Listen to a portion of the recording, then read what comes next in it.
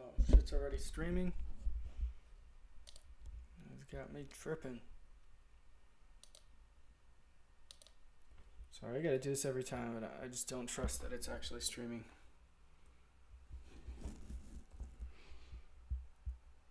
I get used to it. I didn't even see the chat anywhere. Stupid.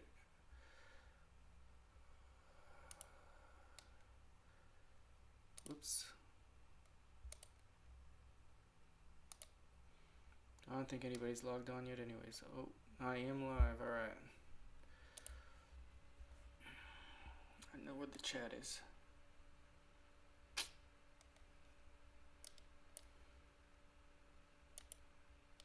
Let's open it up here.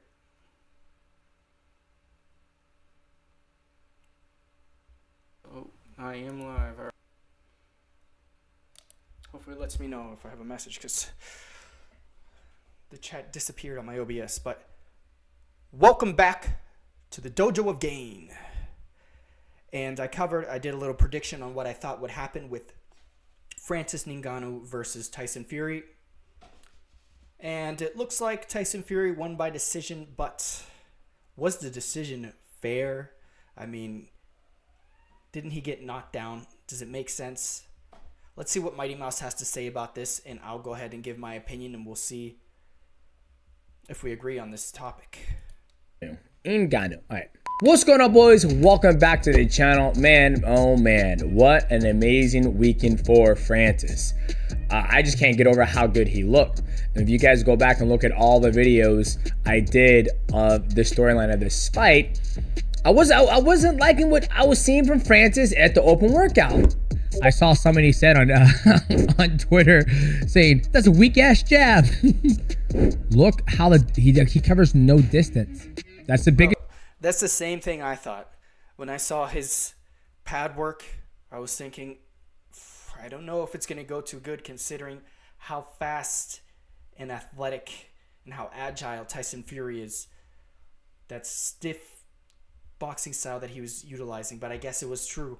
I guess he was hiding his power for the fight because he did not perform like that. The biggest thing I'm not seeing right now is good angles. You fight how you train. You train how you fight. But like I said, I think he was playing possum. Now let's go over like what he did so well. One, he was so good about being patient. I read the comments you guys were saying that we liked his new nickname, the Patient Predator. He was very patient. He did a good job with the check left hook. Each time Tyson Fury came in there to try to exchange with Francis never opened up really for Tyson to be able to land a good shot at him. That's when Francis landed that beautiful check left hook. Now, I am still hung up on how the hell did one judge have it 96-93. That's a huge spread of a fight that was really, I mean, it was close, but Francis was giving it to him. There was one round where Tyson Fury was huffing and puffing out of his mouth, and Francis did a beautiful combination where he was 1, 2, 3 uppercut, doing a good job getting his arms in between him and doing that short uppercut. But I told my kids, I was like, they're like, how come the guy who's 6'9" looking at a bag of milk won the fight? I was like, son, this is boxing. Boxing's corrupt. Boxing doesn't know what they're doing. Boxing could be the greatest sport on the planet Earth to watch. But once again, when everybody's sitting there watching something, and then when it comes to reading results, it's almost like a spit in our face, or we all must be blind, or we don't know what we're watching, right? Now, I give it to Tyson Fury. He did an amazing job of fighting one of the baddest, no, not one of, the baddest man on the planet, and Francis. Now, where does Francis go from here? I said it my last video, I don't want to see Francis do mixed martial arts. Who's he going to fight? Who's he going to fight in mixed martial arts? He's not going to fight John Jones. He's not, I don't know if PFL has. I want to give my opinion real quick before he moves on to a different topic. I think that whole entire thing of Tyson Fury winning was definitely a rub for Francis Ngannou.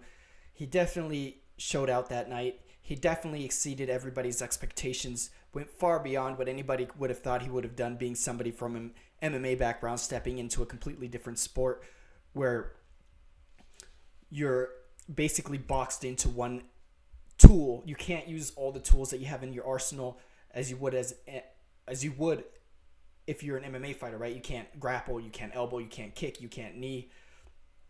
So having that limitation when he's accustomed to doing so many different things and really performing on such a high level, he really showed out.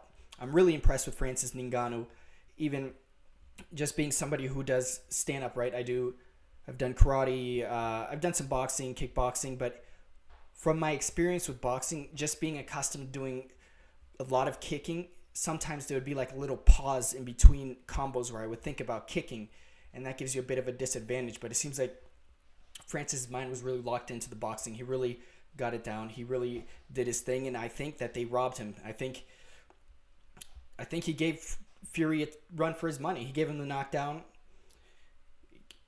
There's no reason that Tyson should have won that fight. I basically think that it's politics, right? They say that it's based on points, but usually when somebody gets the knockdown, and also Tyson did that illegal elbow, he should have got deducted something for that. I think it's just politics. They don't want to make the champ look bad. He has that next fight with, what's that guy's name? It starts with a U. I'm drawing a blank right now. Sorry, I just went to the gym. Normally I would know the name, but right now I'm drawing a blank. But you know who I'm talking about. The next fight he has coming up, that guy starts with a U, UKS, something like that. So they don't want to ruin his reputation. They don't want to ruin the excitement for the next fight. That's basically the reason why they gave him the win, in my opinion. I don't think that he earned that win. I'm sorry. I think Ngannou should have got that. And it was a straight robbery, in my opinion. I know some people that are Tyson fans might disagree. He got the points, blah, blah, blah. But no, dude. Plus, Tyson was cheating with that elbow. That was obviously a deliberate elbow. He knew he was in trouble. He was trying to get out of that trouble. He didn't want to look bad. Has any good heavyweights. But in boxing, there is a lot of storylines. You could do the rematch of Tyson Fury. He could fight Anthony Joshua. He could fight Deontay Wilder. He could fight Andy Ruiz. Right? There's so many opportunities for him to pursue boxing than there is in mixed martial arts. The only fight that seems appealing in mixed martial arts is Jon Jones. Now we know how this goes. We know Jon Jones or any organization in mixed martial arts are not going to lend their athletes to another promoter to be able to make money off them. So for the opportunity for us to see Jon Jones versus Francis, it's not going to happen. I believe Jon Jones versus Stipe is going to be both of those guys' last fight. I mean, it's their next fight, but it's their last fight. I think after Jon Jones comes back from his injury, I think after him and Stipe clash heads, I don't think we see Jon Jones ever compete again in mixed martial arts. Now, there's a possibility that Jon Jones could compete in boxing if he's out of his UFC contract, which I highly doubt. Okay, Jon Jones is a complete animal, but he's had a lot of injuries, a lot of time off from the sport. Is he still able to do what he was able to do before? There's a chance he isn't, but then again, there is a chance he is because he's taken a lot of time off before and come back and continue to be a complete animal. Is age going to catch up to him? It's all a mystery, but Jon Jones is a genetic specimen, so who knows? He might still be in there like, I don't know. I would like to see him in a boxing match. He has those long arms. He does a lot of stand-up. He might be doing pretty good in a boxing match, or Ngannou versus Jon Jones in boxing, but honestly, it would be more interesting to see Ngannou continue to fight other boxers in boxing matches, considering Tyson Fury is like the best, basically, in his weight class, and he was able to do so well against Tyson Fury. I really would like to see Ngannou fight some other boxers. Honestly, I would like to see Ngannou fight, considering like Logan Paul, but that wouldn't happen. After fighting such a high caliber person, he's not going to fight such a low caliber person. But he does need to be humbled a little bit, which I think did happen in his last fight. Not because of the fight, because Dennis did absolutely nothing. Dennis, honestly, he's trash at boxing. I know he's a good MMA guy, but he's complete trash at boxing. I would almost be willing to bet money that I could beat Dennis in a boxing match. He's trash. I can't beat Logan Paul. I wouldn't be scared to fight Dennis. I mean, it's basically a punching bag there. I don't know what he was doing, just waiting for the payday. But he may have got humbled a little bit between the exchange with Danis. So we'll see how Logan Paul's personality is in the future. But if he stays the same, I'd like to see him get humbled a little bit. Maybe fight Ngannou, get knocked out in the first round or something like that.